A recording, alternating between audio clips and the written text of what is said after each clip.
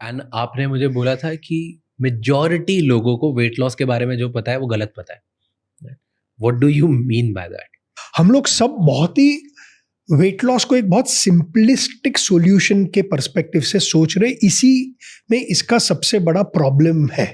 क्यों प्रॉब्लम है? क्योंकि हमको लगता है कि कम खाओ, ज़्यादा मूव करो, वेट लॉस हो जाएगा. एंड सुनने में ये बहुत सिंपल लग रहा है, लेकिन ये इतना सिंपल है नहीं. सिर्फ 3 ही वजह से वेट लॉस होता है. Energy balance, energy balance, energy balance. और कोई फॉर्मूला है नहीं वेट लॉस का. आप बहुत बार सुनोगे कि यार मैं तो कैलोरी डेफिसिट में था लेकिन मेरा वेट लॉस नहीं हुआ. कोई बोलेगा मैं बहुत एक्सरसाइज कर रहा हूं फिर भी वेट लॉस नहीं होता. नहीं, उनका पर्सपेक्टिव गलत है. वेट लॉस कैसे होता है वो गलत नहीं है. तो अब समझते हैं, 2 मिनट इसकी फॉर्मूला समझते हैं, राइट? और एनर्जी बैलेंस क्या होता है मुझे ये भी समझ. एनर्जी बैलेंस पे आते हैं. तो सबसे इंपॉर्टेंट है पहले एनर्जी क्या है समझना है, उसके पहले लाइफ क्या है समझनी है. तो एक पूरा थ्रेड पकड़ के इसको क्लोज करते हैं, एंड आउट तक आपको शायद काफी क्लैरिटी आ जाएगी. सो सबसे पहले कि हम वेट गेन क्यों करते हैं. जब गेन करोगे तो लॉस करना है. जब आप वेट की बात करते हैं, वेट जो हम लोग साइंस में इसको मास बोलते हैं, राइट? तो कोई भी मास को बढ़ने या घटने के लिए एनर्जी की जरूरत पड़ती है, राइट? लॉ ऑफ थर्मोडाइनामिक्स है, energy can neither be created nor can it be destroyed. ये तो लॉ ऑफ थर्मोडाइनामिक्स है, राइट? हम जो खाना खाते हैं वो खाने के अंदर में केमिकल एनर्जी है. जब आप कार्बोहाइड्रेट्स की बात करते हैं उसमें कार्बन है, हाइड्रोजन है, ऑक्सीजन है. जब आप प्रोटीन की बात करेंगे उसमें एमिनो एसिड्स है. एमिनो एसिड्स के एकदम डीप रूट में जाएंगे तो भी केमिकल्स आएंगे. तो ये केमिकल एनर्जी है. जब हम खाना खाते हैं उस केमिकल एनर्जी को हमारे सेल्स के अंदर में माइटोकॉन्ड्रिया होता है, वो इस केमिकल एनर्जी को इलेक्ट्रिकल एनर्जी में कन्वर्ट कर देता है जिससे हम काम कर सकते हैं, राइट? तो हमको जिंदा रहने के लिए हमको एनर्जी की जरूरत है. और वो एनर्जी खाने से आएगी. वो एनर्जी खाने से आती है. वो एनर्जी के अंदर में केमिकल एनर्जी है जो हमारे अंडर में 37 ट्रिलियन सेल्स, मेरे और आपके अंदर में. हर एक सेल के अंदर में ये माइटोकॉन्ड्रिया होता है. किसी में एक होता है, किसी में मल्टीपल होता है. इसको आप समझ लीजिए हमारे शरीर में at any given point of time 37 million factories है जो एनर्जी प्रोड्यूस कर रही है, राइट? ये प्रोड्यूस इसलिए कर रही है बिकॉज जिंदा रहने के लिए मेरे को कुछ एनर्जी चाहिए, काम करने के लिए एनर्जी चाहिए. आप अभी सिर हिला रहे, इसके लिए भी एनर्जी चाहिए. आप बैठे, एनर्जी चाहिए. खड़े रहेंगे और एनर्जी चाहिए. कुछ भी करने के लिए मेरे को एनर्जी चाहिए. एनर्जी ये बनाती है. जब आप एनर्जी बॉडी को ज्यादा देते हैं वर्सेस ये स्पेंड कर रही है, तो क्या हो गया? एनर्जी एक्स्ट्रा आ गई लेकिन आप उसको स्पेंड नहीं कर सके. Energy can neither be created nor be destroyed. तो ये एनर्जी कहीं ना कहीं स्टोर हो जाती है. जब ये स्टोर हो जाती है तो आपका मास बढ़ता है. जब ये बॉडी मास बढ़ता है इसको हम लोग वेट गेन बढ़ते हैं. तो ये वेट गेन के 2 कंपोनेंट होते हैं, या तो आपका फैट मास बढ़ रहा है या आपका मसल मास बढ़ रहा है. बट अल्टीमेटली सारा वेट गेन एक ही वजह से होता है कि आप खा रहे हैं ज्यादा लेकिन आप स्पेंड नहीं कर पा रहे. तो एनर्जी बैलेंस का बहुत सिंपल इक्वेशन है, energy in minus energy out. इसमें 3 बेसिक मॉड्यूल्स है. इसको हम लोग energy in is more than energy out जब बोलते हैं तो आपका बॉडी मास बढ़ता है, क्योंकि आप एनर्जी ज्यादा दे रहे हैं जितना आप स्पेंड नहीं कर पा रहे. ठीक है. दूसरा मॉड्यूल इसका होता है जब आप एनर्जी कम दे रहे हैं लेकिन ज्यादा स्पेंड कर रहे हैं, मतलब आपका वेट लॉस हो रहा है. ठीक है. जब आप energy in versus energy out equal होता है तो इसको मेंटेनेंस कैलोरीज बोलते हैं. ये एक सिंपल इक्वेशन है, राइट? लेकिन इस सिंपल इक्वेशन के पीछे बहुत सारे डबल क्लिक्स हैं. ठीक है. तो अब दोनों तरफ के डबल क्लिक्स को हम लोग पहले थोड़ा ब्रेकअप करते हैं. ठीक. जब आप एनर्जी इन की बात करते हैं तो एनर्जी को हम कैसे मेजर करते हैं? ये एनर्जी को डिफाइन या मेजर होता है उनकी एक मैट्रिक्स है जिसको हम कैलोरी बोलते हैं, राइट? अब कैलोरी का मतलब क्या? सो अगर आप बहुत सिंपल साइंस में आपको बताऊं तो अगर 1 ग्राम वाटर को मेरे को 1 डिग्री सेल्सियस से बढ़ाना है, उसके लिए जितनी एनर्जी चाहिए उसको 1 कैलोरी बोलते हैं. नहीं समझ आया मुझे. ओके. सपोज मैंने यहाँ पर 1 ग्राम वाटर रखा. लेट्स से इस 1 ग्राम वाटर का टेम्परेचर 32 डिग्री था. ओके. अब मैं इस वाटर को हीट कर रहा हूँ. मेरा ऑब्जेक्टिव है ये 32 डिग्री को मेरे को 33 डिग्रीज करना है, 1 डिग्री से 1 ग्राम पानी को बढ़ाना है। ये जो एनर्जी लगेगी, इस एनर्जी को अगर मैं मेजर करूंगा उसको 1 कैलोरी बोलते हैं। ओके, ठीक है, ठीक है। 1 डिग्री बढ़ाने के लिए जो एनर्जी लगेगी उसको कैलोरी बोलते हैं। ठीक है, उसको 1 कैलोरी बोलते हैं। ये एनर्जी को मेजर करते हैं हम, ठीक है, राइट। अभी हम एनर्जी इन वाले इक्वेशन में, ठीक है।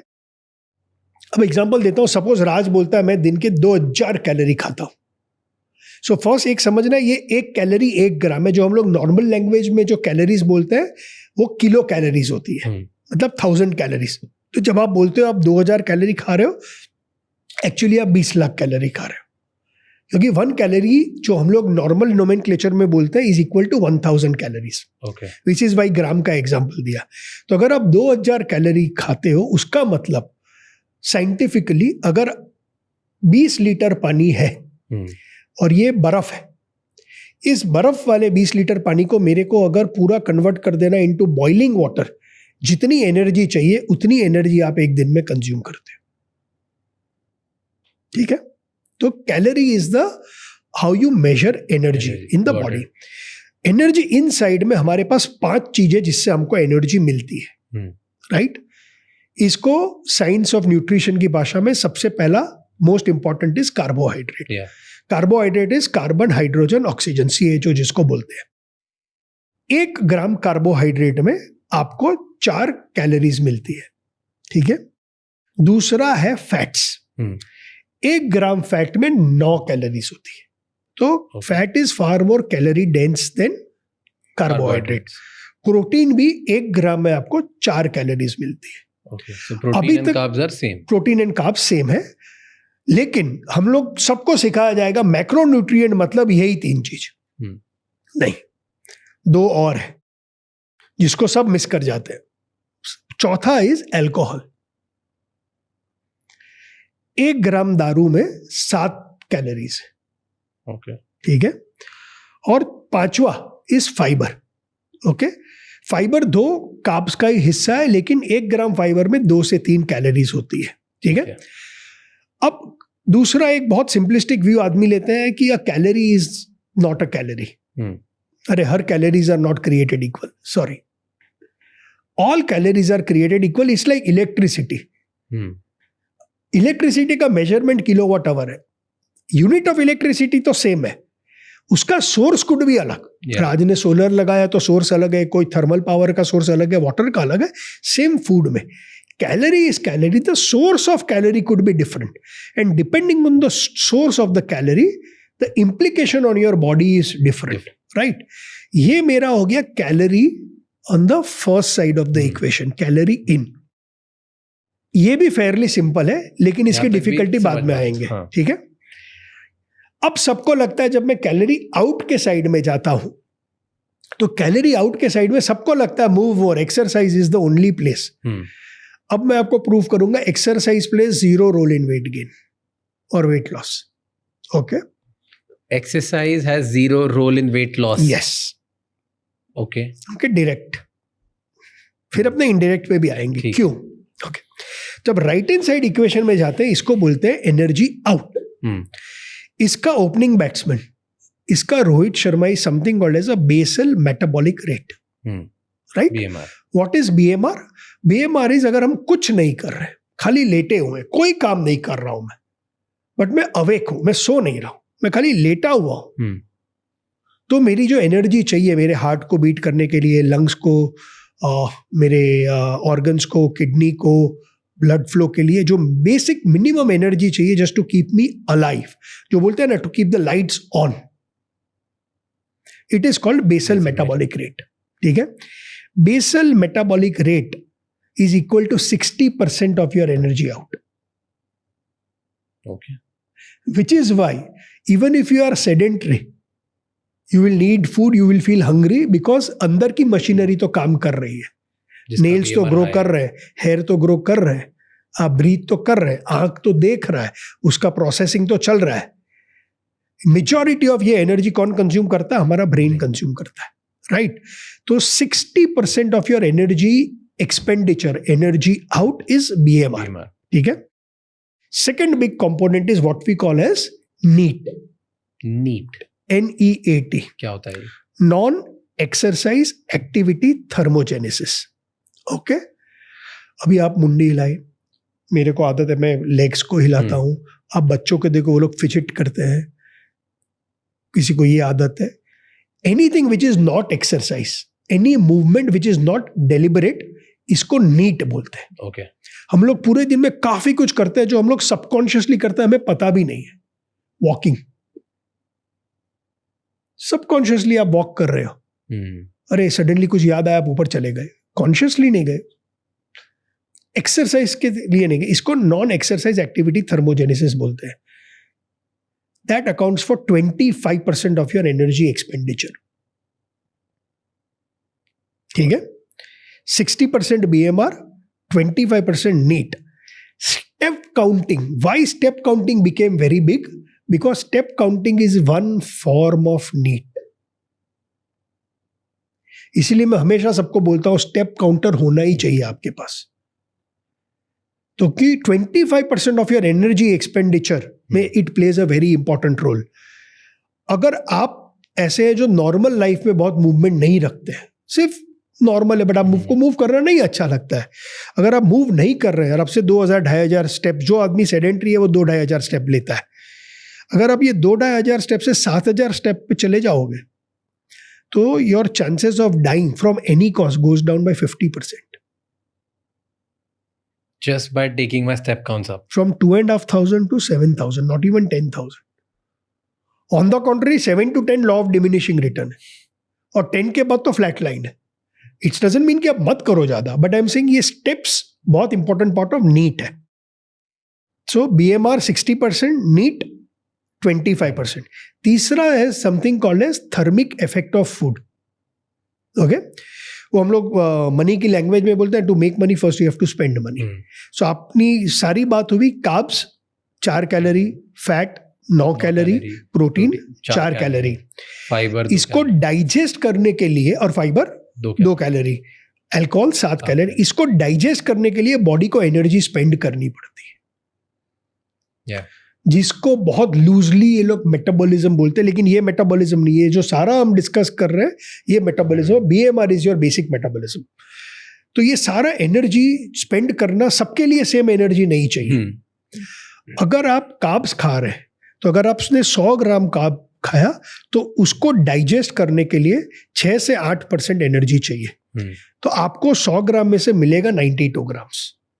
सो 8% एनर्जी एक्सपेंडिचर हुई टू डाइजेस्ट कार्ब्स। फैट के लिए बहुत ज्यादा नहीं चाहिए, तो फैट को 2 से 3% थर्मिक इफेक्ट ऑफ फूड है। मतलब मैं 100 ग्राम फैट खाता हूं तो मेरे को 96-97% मिलता है, इसलिए मेरा घी फेवरेट है। Protein has the highest thermic effect of food. Protein को डाइजेस्ट करने के लिए 20 से 30% एनर्जी चाहिए, राइट? तो 100 ग्राम प्रोटीन खाता हूं तो मेरे को 70 से 80% मैक्सिमम मिलेगा। सेम चीज है फाइबर में। ये मेरे टोटल डेली एक्सपेंडिचर का 10 से 15% है। तो अब चलो मैथ्स करते हैं। BMR 60%, नीट 25, 85, 15%, 10 से 15% हो गया। थर्मिक इफेक्ट ऑफ फूड कितना हो गया? ऑलमोस्ट हो गया खत्म। कहाँ गया एक्सरसाइज? तो फिर एक्सरसाइज क्यों रिलेटेड है? So exercise can play a role of about 5 to 10% when it comes to weight loss. So studies के ऊपर स्टडीज आप देखेंगे तो रियल वेट लॉस किसी को अचीव करना है तो एक ही वे में हो सकता है, you have to be in calorie deficit.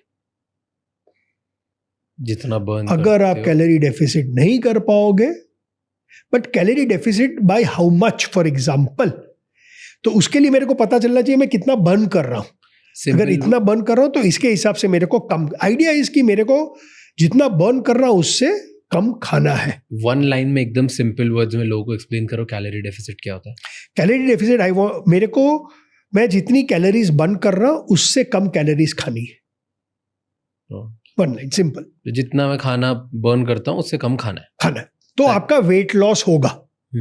अगर आपको वेट गेन करना है तो जितना बर्न कर रहा है उससे ज्यादा खाना है। बट ये इतना सिंपल नहीं है। मैं And इसी ये पे बहुत सारे क्वेश्चंस पूछने वाला था।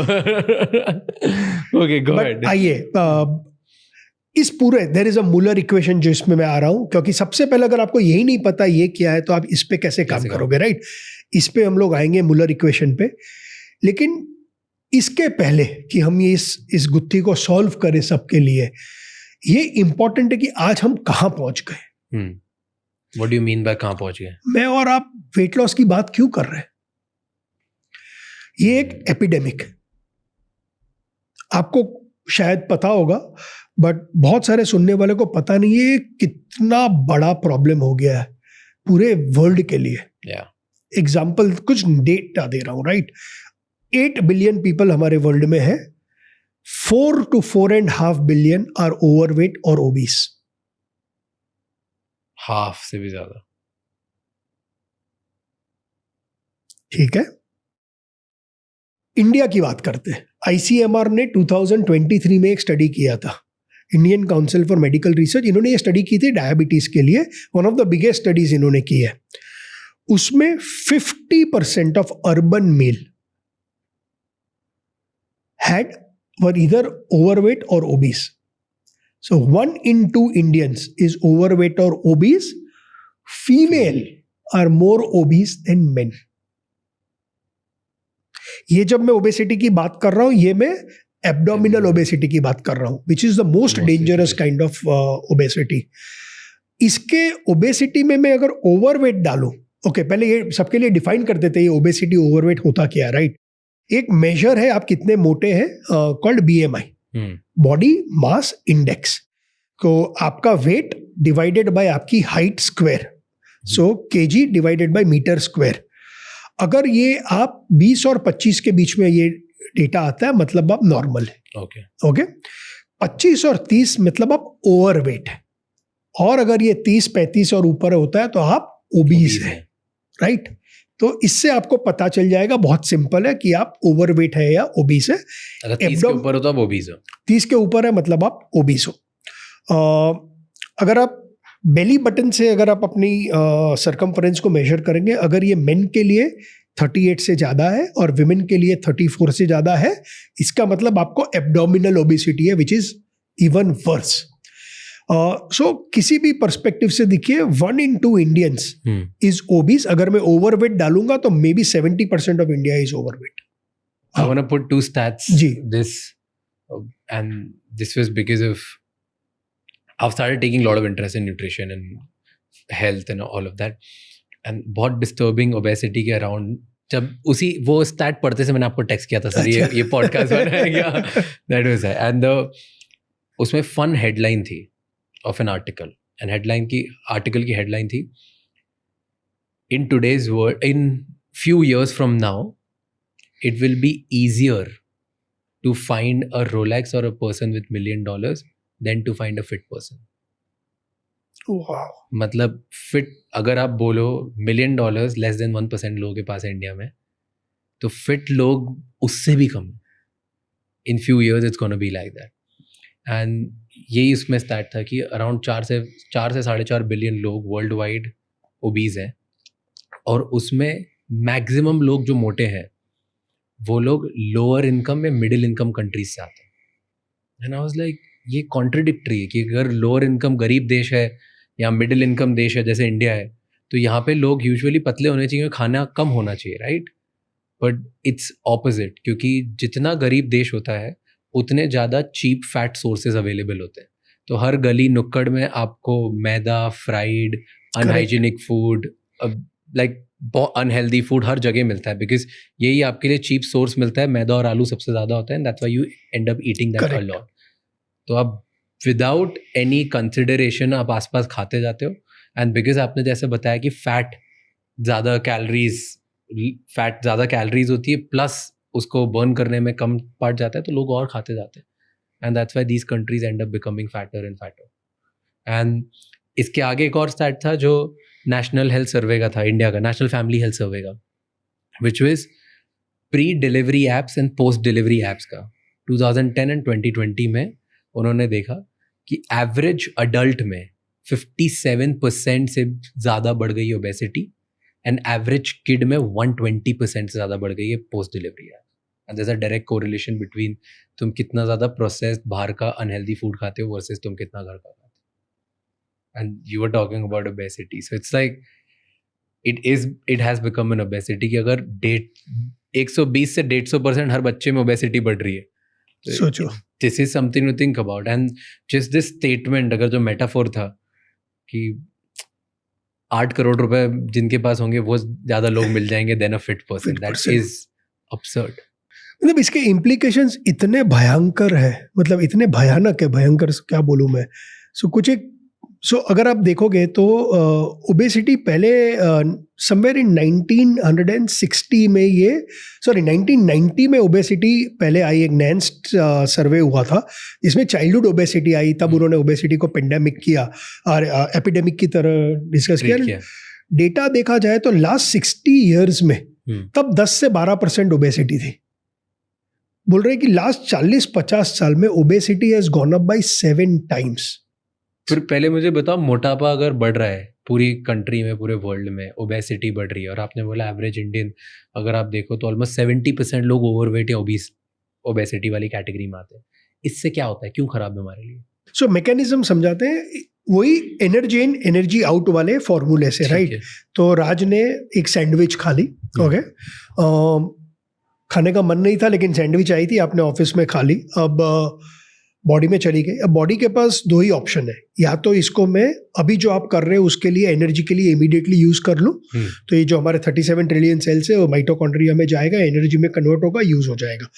अगर मैं नहीं कर सकता हूँ इसको यूज, तो मेरे को इसको कहीं स्टोर करना पड़ेगा, because law of thermodynamics, energy can not be created और डिस्ट्रॉयड, तो ये कहीं ना कहीं मेरे को जाके स्टोर करना है। सबसे पहले हमारे पास लिवर और मसल्स है। लिवर में मैं 100 ग्राम स्टोर कर सकता हूँ एज ग्लाइकोजन, मसल्स में 400 ग्राम कर सकता हूँ। लेकिन अगर आपकी हैबिट ही है कि मैं जनरली खाते ही रहता हूँ, तो अब वो स्टोर्स तो फुल हो गए। ठीक है, अब हमको मदर नेचर ने अनलिमिटेड सोर्स दिया है जहां मैं इसको स्टोर कर सकता हूँ, जिसको हम फैट सेल्स बोलते हैं। तो फिर ये जाके हमारे फैट सेल्स में एक्स्ट्रा एनर्जी इन ये सारी फैट सेल्स में जाके स्टोर हो जाती है। हमारा फैट सेल का ये है, आप समझ लीजिए बाथटब की तरह है। एक तरफ आपने नल खोला हुआ है और पानी भरे जा रहा है, राइट? लेकिन ये बलून की तरह भी है कि इसकी कैपेसिटी नहीं है, आपकी जितनी मर्जी उतना आप उसमें डाल सकते हो, राइट? तो पहले ये ट्राई करता है कि भाई जितना डाल सकता हूँ उसमें डाले। एंड अगर आप देखोगे सबसे पहले आपका मोटापा स्किन के अंडर में आता है, जिसको सबक्यूटेनियस फैट बोलते हैं, राइट? ये डेंजरस नहीं है, ये ऑन द कॉन्ट्ररी प्रोटेक्टिव भी है। इसलिए आप देखोगे कि अगर आप थिक स्किन यहाँ पर आ गया, कहीं पर भी स्किन के ऊपर रहता है। स्किन तो हमारे पूरे बॉडी में इट्स द लार्जेस्ट ऑर्गन, तो पहले ये वहां जाके छुप जाता है। इसमें कोई ज्यादा प्रॉब्लम वाली बात नहीं है, बट ठीक है। लेकिन मैं तो रुकने वाला नहीं हूँ कि मेरे को तो कल सैंडविच खाई, फिर स्टारबक्स पीना है, फिर चिप्स खानी है। जब ये बलून की एक कैपेसिटी होती है, उसके बावजूद भी अगर ये फैट उसमें जाता है तो ये फैट लीक करना शुरू करता है। जब ये फैट लीक करता है तो डिपेंडिंग ऑन ये फैट सेल्स किस बॉडी के किस पार्ट में है, वहां पर ये फैट जाके रैप होता है। अब अपने इसकी रियल प्रॉब्लम की बात करते हैं। अगर ये सेम फैट अगर आपके हार्ट में फैट सेल्स है और उसके बाद में जाके ये फैट डिपॉजिट होता है, तो आपके हार्ट के बाहर में ये अब फैट डिपॉजिट हो रहा है, आपको चांसेस ऑफ हार्ट अटैक बढ़ जाएंगे। ये ऑर्गन्स के आसपास जमा होना स्टार्ट हो जाता है। और जो भी फैट स्किन के अलावा बाद में लीक करना शुरू होता है, वो जाके ऑर्गन में ही रैप होगा, जिसको हम लोग विसरल फैट बोलते हैं। और ये सिर्फ हार्ट के अराउंड होता है कि अलग अलग? सब जगह आएगा। ओके, पहले अपने हार्ट की बात की। ये जब आपके लिवर में जाके जमा होता है तो इसको हम लोग लिवर फैट बोलते हैं। इंटरेस्टिंग, 1980 के पहले ये लिवर जो फैट था खाली अल्कोहलिक्स में देखा गया, राइट? आज के दिन में 25% किड्स में लिवर फैट है। इसको non alcoholic fatty liver disease बोलते हैं, राइट? हाँ, अपने लास्ट टाइम बात कर रहे थे, right? 80% of overweight kids have NAFLD. So अगर आपका बच्चा मोटा है, 80% प्रोबेबिलिटी है उसको ऑलरेडी नेफल्डी है। अगर अभी आप कुछ नहीं करोगे तो कहीं ना कहीं जाके उसको लिवर ट्रांसप्लांट कराना पड़ेगा। That serious? Yes. Heart cover किया, लिवर कवर किया, I want to double click on both. Heart के अराउंड फैट होता है तो उससे क्या चांसेस होते हैं? तो आपके heart is not being able to pump, fat हो गया राइट. अगर आपके हाथ में मैं यहाँ पर इतना फैट डाल दूं तो ये हाथ मूवमेंट आपकी कम हो जाएगी, which means तो at हार्ट की some फंक्शनिंग point अफेक्ट हो जाती है. absolutely. एंड कितना फैट इज ओके, कितना इज नॉट? विसरल फैट जिसको हम लोग ये जो फैट लीक हो रहा है जितना कम उतना बेटर, जीरो हो तो बहुत अच्छा है. बट स्टिल कौन सी लिमिट? जैसे माय न्यूट्रिशनिस्ट टोल्ड मी कि अंडर 10 होना चाहिए. अंडर 10 वो फैट परसेंटेज की बात कर रहा है राइट, विसरल फैट की. Visceral fat correct. So which is what I am saying कि इसकी कोई लिमिट नहीं है, बट आई एम सेइंग जिस दिन आपको पता चला कि यार मेरा विसरल फैट बढ़ रहा है या है, I don't want to add one more. नहीं ऐड करने के बाद भी आप 8%, 10%, 12%, 14% पे अटकोगे. क्या 14% से you increase your risk of death? Yes, but is it that you will die tomorrow? No. Okay, so that's what most people say. अब जैसे लिवर फैट की भी हाँ. बात कर रहे हो, तो जितने लोगों से मैंने बात करी है जिनको लिवर फैट था, उन लोगों का फर्स्ट रिएक्शन इज कि हाँ तो क्या हो गया, ठीक है थोड़ा बहुत तो चलता है. बहुत अच्छी क्या बात. होता है? नहीं, आई एम आस्किंग लाइक हाँ. Because there is no awareness and education around correct है. इट. सो जब तक कोई डॉक्टर के पास नहीं जाता तब तक इसको सीरियस नहीं लेता, तब तक पता नहीं होता. सो बहुत पहला लोगों को तो ये स्टेज है पता भी नहीं होगा कि करेक्ट क्या है. होता है. सो द मोमेंट आपका फैट हो गया तो लिवर की फंक्शनिंग खराब हो रही है राइट. लिवर से बेहतर ऑर्गन नहीं है हमारे बॉडी में. मैंने एक पोस्ट लिखी थी लिंक्डइन में कि it's a unsung hero. It is the most versatile organ. क्यों? सो फॉर एग्जाम्पल आपकी किडनी डैमेज होगी तो आपको कोई, मैं एक किडनी डोनेट कर सकता हूँ. अगर लिवर आपका खराब हो गया, मैं आपको लिवर डोनेट करूंगा ना, with in 8 weeks my entire liver will regenerate.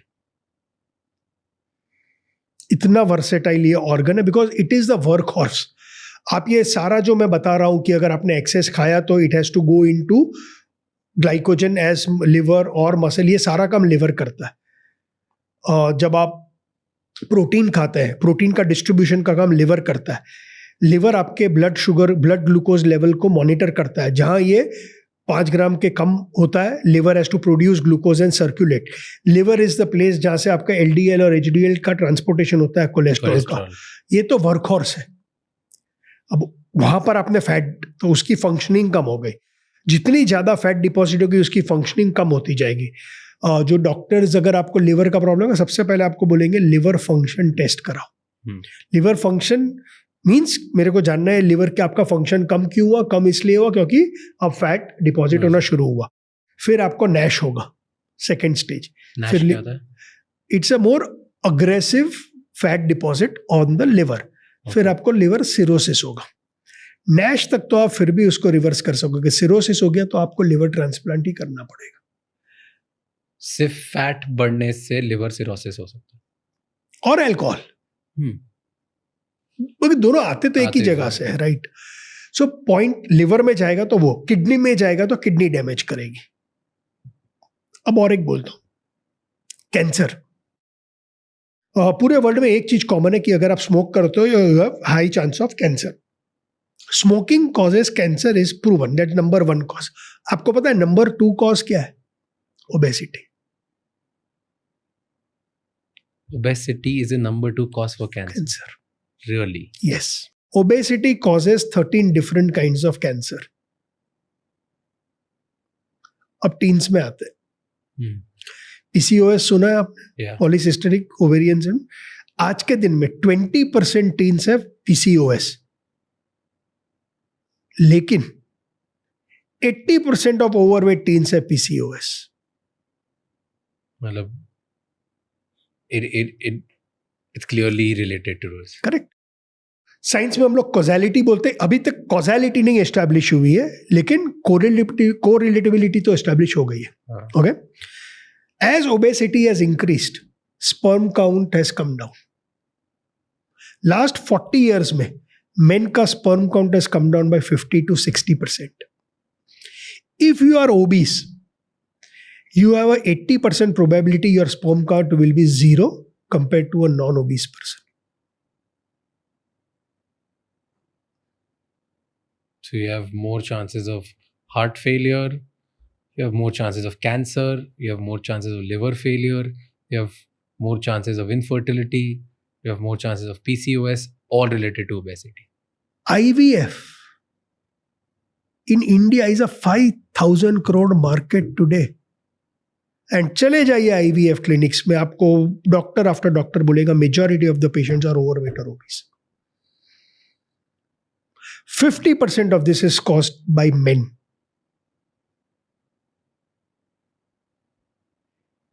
So obesity ho to you are unable to have kids. Crazy. This is insane. So obesity or diabetes are same sides of the coin. Very difficult to find a person who is obese but not diabetic. You will still find diabetic who are not obese, but very difficult to find an obese person who is not diabetic. Type 2. मैं इसको बोलता हूँ diabesity. मैं एक किताब पढ़ रहा था, उसमें उन्होंने बोला था, ब्रिलियंट लाइन थी कि लास्ट 60 years में ऐसी कोई डेमोग्राफिक, ऐसे कोई पार्ट ऑफ द वर्ल्ड में नहीं है जो मोटी नहीं हुई है. Every single demographic has put on weight. क्यों? Because of rise of processed food. Now interesting, very very good question. क्यों?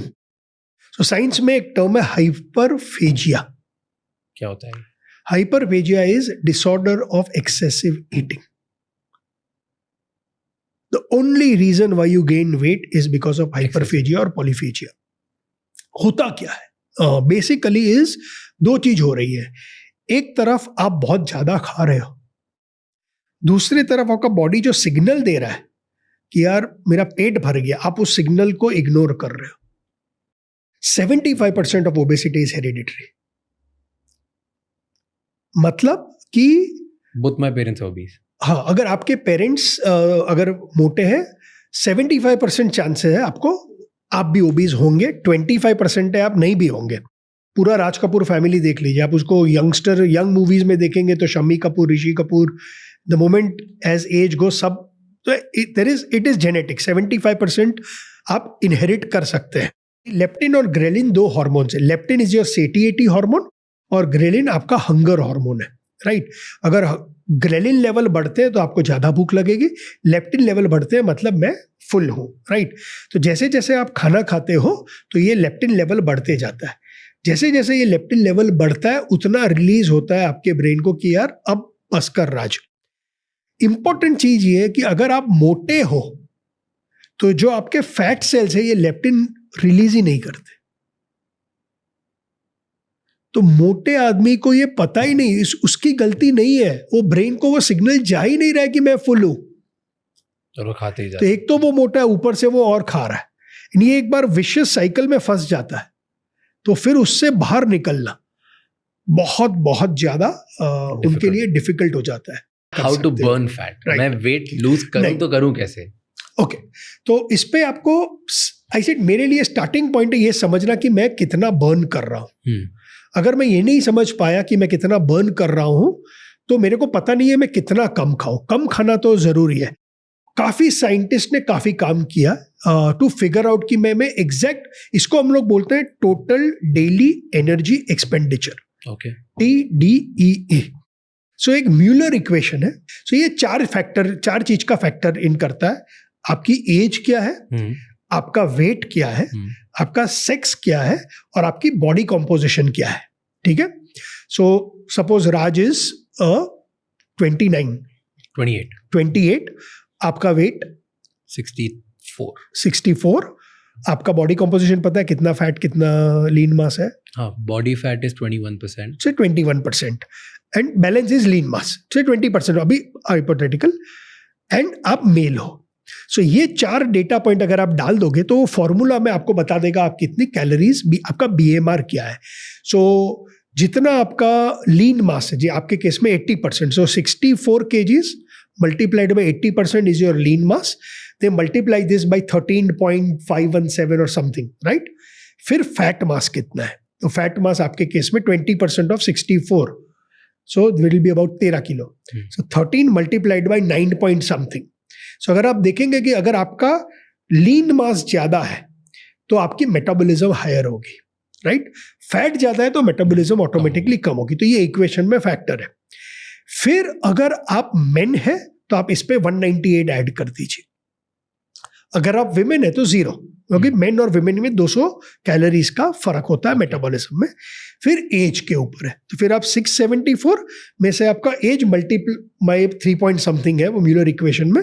सो अगर आप, मेरी एज 52 है तो 52 मल्टीप्लाइड बाई 3 पॉइंट समथिंग, आपकी 28 है तो 28 मल्टीप्लाइड बाई, ये आप फीड करोगे तो आपको आ जाएगा कि मेरी BMR इतनी है, राइट। तो आपकी कैलोरीज ये अप्रोक्सीमेट है, इसमें ±10% ऑलवेज होगा, ठीक है। फिर आप उससे मल्टीप्लाई करें आप कितने एक्टिव है। सो अगर आप एकदम एक्टिव नहीं है तो मल्टीप्लाइड बाय 1.2, अगर आप मॉडरेटली एक्टिव है तो मल्टीप्लाइड बाय 1.5, आप बहुत ज़्यादा एक्टिव है तो मल्टीप्लाइड बाय 1.9। इसके 4 लेयर्स या 5 लेयर्स है। ये आप करोगे तो आपको right hand side of the equation पता चल जाएगा। अब राज को पता चल गया कि मैं एवरी डे मेरा टोटल डेली एनर्जी एक्सपेंडिचर इतना है, 2500 कैलोरी है। ओके, मैं इतना बर्न करता हूँ। सो ये मेरे को पता चल गया थ्रू द मुलर इक्वेशन। इसमें प्लस माइनस थोड़ा बहुत होगा। अब राज का ऑब्जेक्टिव है कि मेरे को वेट लॉस करना है। यहां पर रियल सबसे इंपॉर्टेंट चीज आज अब अपने शेयर करेंगे। सबसे बड़ा प्रॉब्लम वेट लॉस में होता है कि मैं खाने के लिए तो 30 साल तक खाता हूं, लेकिन मेरे को वेट लॉस 3 महीने में चाहिए। ये नहीं होगा। सो सबसे इंपॉर्टेंट चीज है, अगर आप वेट लॉस जर्नी में है तो आपका एक्सपेक्टेशन रियलिस्टिक लगे। अगर आप 100 किलो भी है तो 3 महीने में 20 किलो कम नहीं होगा। पॉइंट नहीं होगा। बहुत इंपॉर्टेंट क्वेश्चन पूछा, लेकिन इसका आंसर इजी नहीं है, लास्ट में आएंगे इस पे, राइट। तो सबसे पहला पॉइंट है कि keep your expectation realistic. What is that? Science says that try and achieve 0.5 to 1.5% weight loss per week। ठीक है, तो अगर अपने एवरेज 1% पकड़े और अगर आप 100 किलो है तो by end of the month you should be 95 kgs, 96 kgs। उससे ज्यादा अटेम्प्ट मत करो। 4 से 5 kilo got it, percent wise, right. तो अब मेरे को 4 से 5 किलो अगर करना है तो मेरा ये 2500 कैलोरीज को मेरे को एडजस्ट करना होगा। अनफॉर्चुनेटली ये रियल मैथमेटिक फॉर्मूला नहीं है। इस पे 2-3 चीज पे होता है। आप कितना प्रोटीन इंटेक ले रहे हैं, आप रेजिस्टेंस ट्रेनिंग कर रहे हैं कि नहीं, आप एक्सरसाइज कर रहे हैं कि नहीं, बट एक ब्रॉड एस्टिमेशन से आप चल सकते हैं कि यार मैं 10% से 15% कैलोरीज को कम खाऊंगा, okay, every single day, right. So depending on आपको कितना वेट लूज करना है, उसके बेसिस के ऊपर आप कैलोरीज को एडजस्ट करेंगे। एंड फिर आपको रियल मैथ्स पे आना पड़ेगा कि अब राज पहले 2500 कैलोरी खाता था, राज ने बोला अब मेरे को 2300 कैलोरी या 2200 कैलोरी खानी है। तो ये तो सिंपल है कि ये 2500 में से मेरे को 300 कम खानी है।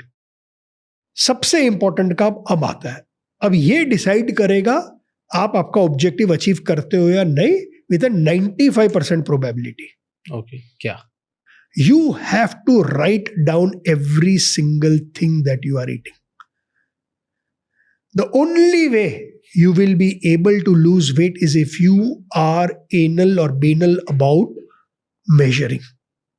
And मैं ये नहीं बोल रहा हूँ कि आप वेट लेके वेट करके, but measurement has to be there. इसमें सबसे बड़ा प्रॉब्लम आता है, सब बोलेंगे आपको कि यार मेरे को तो पता ही नहीं एक रोटी में कितनी कैलोरीज है, मैं तो एक बोल वेजिटेबल खाया, पता नहीं इसमें कितनी कैलोरीज है। तो 2 वेज है, या तो बनने के पहले काउंट कर लो कितनी कैलोरीज का क्या वेट है, या गूगल कर लो कि यार एक बोल मटर पनीर में कितना आता है। लेकिन आप जो भी साइट को यूज करते हो, जो भी मेथड यूज करते हो, उसको कंसिस्टेंटली फॉलो करो।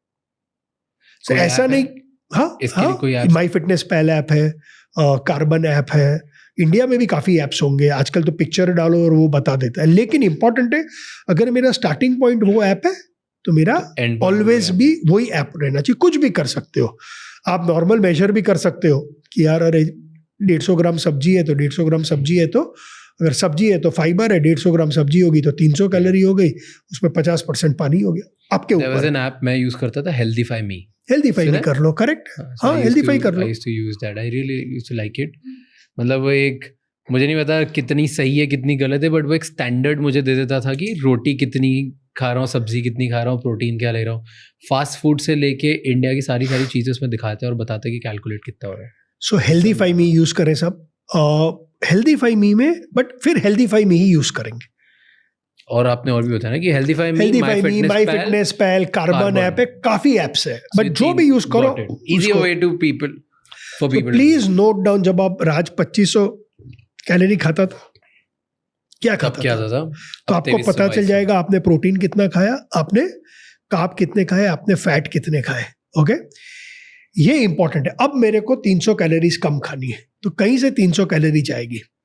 नाउ अगर आपको वेट लॉस अचीव करना है तो सबसे पहला इंपॉर्टेंट मैंने बोला काउंट करना। सेकंड आपका सबसे बड़ा फ्रेंड है प्रोटीन। अनफॉर्चुनेटली